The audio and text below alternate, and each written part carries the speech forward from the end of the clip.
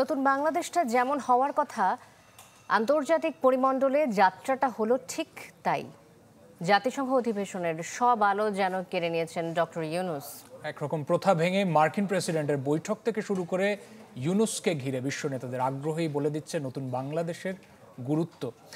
কূটনীতিকরা বলছেন নতুন অধ্যায়ের সুযোগ কাজে লাগাতে হবে ঢাকাকে, গুরুত্ব দিতে হবে জনসমর্থনকেও।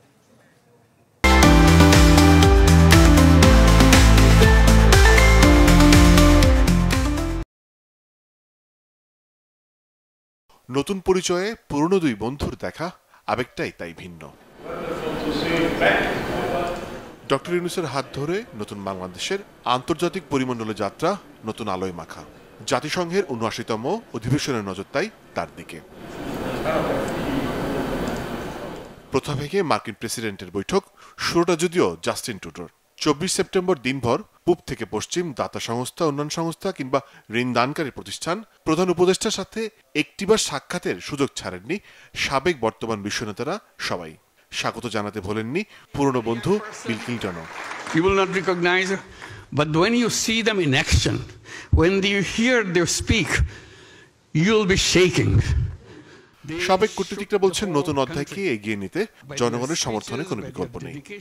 প্রফেসর ইউনূসকে যেভাবে আন্তরিকভাবে গ্রহণ করলেন, অভিবাদন জানালেন এবং যে বডি ল্যাঙ্গুয়েজ যেটা আমরা দেখলাম, এটা কিন্তু অসাধারণ। এটা সচরাচর কিন্তু দেখা যায় না। ওনার গুণগ্রাহী যারা আছেন তাদের প্রকাশটা আমরা গতকাল বিভিন্ন ভাবে দেখেছি। সেটা শুধু প্রেসিডেন্ট বাইডেন বা প্রেসিডেন্ট ক্লিন্টন নয়, ক্যানাডিয়ান প্রাইম মিনিস্টারের কাছ থেকে দেখেছি, আর সেক্রেটারি জেনারেলের কাছ থেকে দেখেছি।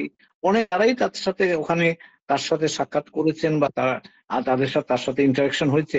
সকলের কাছ থেকে কিন্তু এই উষ্ণতাটা, আন্তরিকতাটা প্রকাশ পেয়েছে।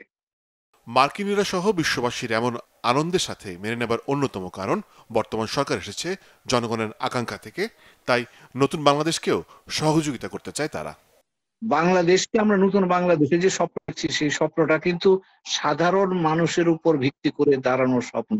প্রফেসর ইউনূস সেই স্বপ্নটাকে শুধু সামনের দিকে নিয়ে এসছেন সম্মানজনক জায়গায়। এখন সেই স্বপ্নকে আরেকটু সামনে নিয়ে যেতে গেলে আমাদের সকলেরই কিন্তু তার পেছনে যেতে হবে, তাকে সমর্থন দিতে হবে। Thank you all for joining this event. দিনভর বৈঠকের ফাঁকে ডক্টর ইউনূস প্রথম সফরে রাষ্ট্র সংস্কারের পাশাপাশি গুরুত্ব পেয়েছে Rohingya ইস্যুও। We are concerned over the deteriorating security situation and instability in the bordering region. ছাত্র জনতার আন্দোলন ও অভ্যুত্থান পরবর্তী দেয়ালচিত্রের বই দি আর্ট অফ ট্রায়াম্প বিশ্ব নেতাদের হাতে তুলে দিয়েছেন ডক্টর ইউনূস, যেখানে হাসিনা সরকারের নৃশংসতার পাশাপাশি নতুন বাংলাদেশের গল্প জানবে বিশ্ব। বশির হাসিব, চ্যানেল 24, ঢাকা।